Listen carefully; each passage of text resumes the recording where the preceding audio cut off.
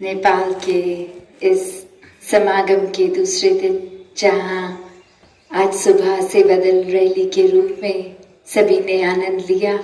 और अब सत्संग का भी ये रूप, जहां संदेश यही दिया गया जो हमेशा से भक्तों का रहा कि ये परमात्मा ही, ये ईश्वर ही, ये निराकार ही, यही एक प्राइम फोकस हर एक की लाइफ का होना चाहिए कि इसी के ऊपर आधारित अपना जीवन रखेंगे तो जीवन के सारे कार्य बहुत ही आराम से गोइंग विद द फ्लो, ये एक बहुत ही सहज रूप में हो जाएंगे कि कैसे इस निराकार से जब मन जुड़ता है, इसकी जानकारी लेके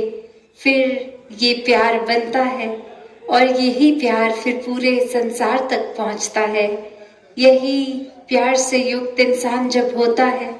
तो पूरे मानवीय गुणों को वो इंसान जीता है, सिर्फ दर्शाता सिर्फ एक ऊपरी एक्ट रूप में नहीं, एक अंदर से सब ह्यूमन वैल्यूज को इंसान जीता है। तो ऐसा ही जीवन भक्तों ने बताया कि हर किसी को जीना चाहिए और हर कोई केपेबल भी है, एक युक्त भी है ऐसा जीवन जीने के लिए। सिर्फ इस निराकार, इस परमात्मा को जीवन में बसाकर ऐसा करने से स्वयं ही खुद ब खुद ऐसा जीवन बन जाता है। एक हर किसी को अपनाते हैं, ये जो एकत्व, ये वननेस की बात है कि ये जब एकत्व इस परमात्मा से हो गया तो बनाई इसकी सारी रचना से हो गया। फिर ये दुनिया चाहे कैसी भी अलग अलग दिखती हो, इंसानों के कल्चर्स, बैकग्राउंड, ये कुछ भी अलग फर्क जो हैं, ये दीवार का रूप नहीं लेते। ये एक इंसान का दिल दूसरे इंसान तक ऐसे भाव मन के पहुंचते हैं जैसे ये प्यार के पुल हों, एक ब्रिजेस हों, वर्ल्ड विदाउट वॉल्स है। तो कैसे ये भाव हर किसी के इस रूप में कि हर कोई अपना है, हर कोई एक पूरा संसार जो है, ये वासुदेव कुटुंबकम, ये एक पूरी संसार जो है हमारा परिवार है। और जब जहाँ परिवार की बात होती है, फैमिली की, तो एक दूसरे को प्यार भी करते हैं और एक्सेप्ट भी करते हैं कि नेचर, स्वभाव हर एक का अलग चाहे है पर हर कोई अपना ही है। तो फिर एक ओवरलुक कर दिया जाता है, एक फॉरगिव किया जाता है, एक दिल से फिर भी वो गलती के बावजूद उस इंसान से प्यार किया जाता है। और यही भाव हमें सिर्फ कोई लिमिटेड फैमिली एंड फ्रेंड्स के लिए नहीं रखना, ये पूरे संसार के लिए कि किसी ने कुछ कह भी दिया तो मन पे नहीं लेना। एक छोटी सी कहानी इसी उपलक्ष्य पे कि एक इंसान जहाँ जाता है, एक जगह पे वो बहुत ही अच्छा स्वॉर्ड फाइटिंग, एक तलवारबाजी जानता है, और वहाँ एक बहुत ही बुजुर्ग भी होते हैं जो ये हुनर रखते हैं कि ये तलवारबाजी उनको भी आती है। और अब वो एक मैच का समय फिक्स किया जाता है कि एक ये नौजवान और एक बुजुर्ग, और जो टेक्निक वो नौजवान रखता है वो ऐसी रखता है कि वो पहले वेट करता है कि ओपोनेंट जो उसके सामने है वो पहली मूव अपनी करें, और उसके बेस पे वो एनालाइज कर लेता है, वो देख लेता है कि क्या वीक पॉइंट है, और वहीं पे वो मैच उस तरह से वार करके ख़त्म कर देता है। इतना अच्छा वो हुनर रखता है। और वहाँ अब जब मैच शुरू हुआ तो वो बुजुर्ग व्यक्ति बहुत ही वाइज, बहुत विजडम, बहुत पेशेंस रख रहा है। वो आराम से उसके सामने बस खड़ा हुआ है और अपनी पहली मूव ही नहीं कर रहा, और यहाँ ये नौजवान वेट ही करते करते अपनी पेशेंस खो रहा है क्योंकि उसकी पूरी स्ट्रैटेजी ही उस पे बेस्ड थी कि सामने वाला जो करेगा तो मैं उसको उस हिसाब से टैकल करूँगा, वैसा ही भिड़ूंगा। और अब जहाँ धीरे धीरे ये पेशेंस खत्म होती जा रही है, मन में एक भाव वो शांति से अशांत हो रहे हैं, उस बुजुर्ग व्यक्ति की तरफ मन में बहुत ही बेचैन भाव से एक चिड़चिड़ापन भी आ रहा है और वही शब्दों का भी प्रयोग कि वो अब बहुत ही कड़वे शब्द बोले जा रहे हैं, गालियां बोली जा रही हैं और गुस्सा जिस तरह बढ़ता जा रहा है, बेचैनी बढ़ती जा रही है, तो वो नौजवान उस बुजुर्ग के ऊपर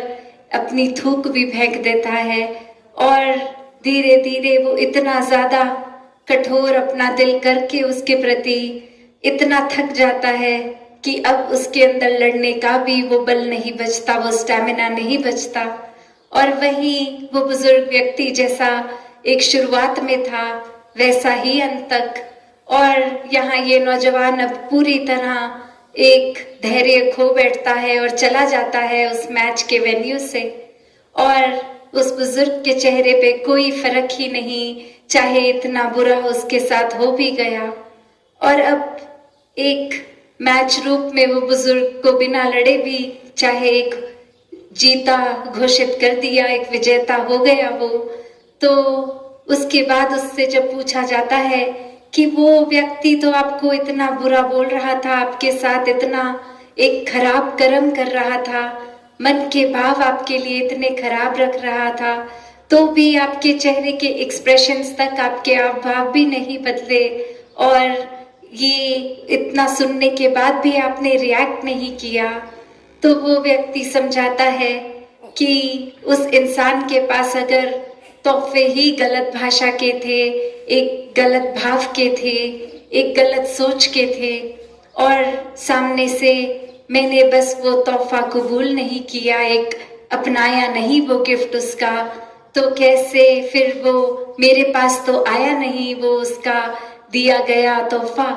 तो वो वापस उसी के पास ही चला गया। तो जब मुझे कुछ हुआ ही नहीं उसकी बातों का असर, तो रिएक्शन किस बात का, एक मैंने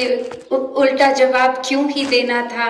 जब उसकी बातों को मैंने अपने आया नहीं, दिल पे नहीं लिया, सोच में नहीं बसाया। तो बात इतनी सी ही है कि हम सब भी अपने जीवन में अगर देखें तो किस तरह ये संसार में अगर लगता है कि कोई व्यक्ति कुछ बोल गया जो हमें ठीक नहीं लगा, अगर हम उतना ही उसको वापस सुना देंगे, उतना ही अपनी भी जुबान को दूषित कर लेंगे, कड़वी कर लेंगे कि उसने बुरा बोला है, आगे से हमें भी बुरा बोलना है,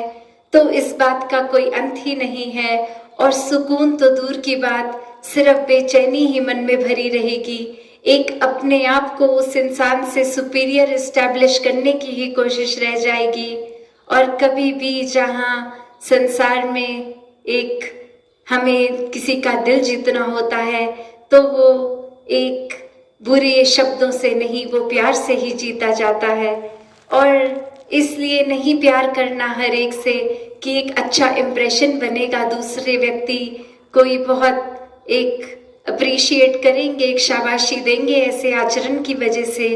पर हर एक से प्यार करना है, हर एक को अपनाना है, इसलिए क्योंकि ये परमात्मा ही प्यार है। और जब इस परमात्मा से जुड़ गए, इससे प्यार कर बैठे, तो हम स्वयं ही प्यार बन गए। और फिर जो चीज जिसके हिस्से है वो वही चीज आगे बांट सकता है। आगे से चाहे कोई कैसा भी हमसे एक व्यवहार रखे, हमें अपना बेसिक नेचर ये प्यार को अपनाना है और वही हर एक को देना है। किसी की कोई अगर उस समय ऐसी मानसिक स्थिति है भी, एक माइंडसेट अगर है भी, सामने से हमारा सिर्फ प्यार देना ही उसको भी बदल देता है, एक असर उस पे भी पॉजिटिव आता है। तो हर की नहीं कि ये कोई अच्छी चीज कर देंगे, कोई अच्छा कर्म कर देंगे, पर इसलिए क्योंकि ये परमात्मा का वास हमारे अंदर है, ये आत्मा जो इस परमात्मा की अंश है हम सभी में है, और इसी को असली पहचान करवानी जीते जी मानुष जीवन में इस परमात्मा के और इस परमात्मा के साथ फिर जुड़ के ये आत्मा जीते जी भी फिर असली मानव का जीवन जीती है। और शरीर के चले जाने के बाद भी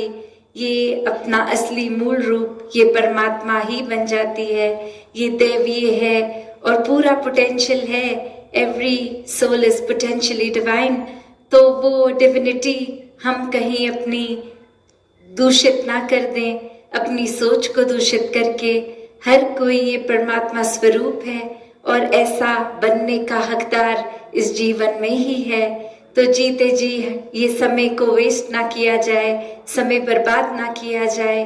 पर हर समय इस परमात्मा से दिल का लगाव लगाकर, इसके एहसास में रहकर अपने जीवन को और मधुर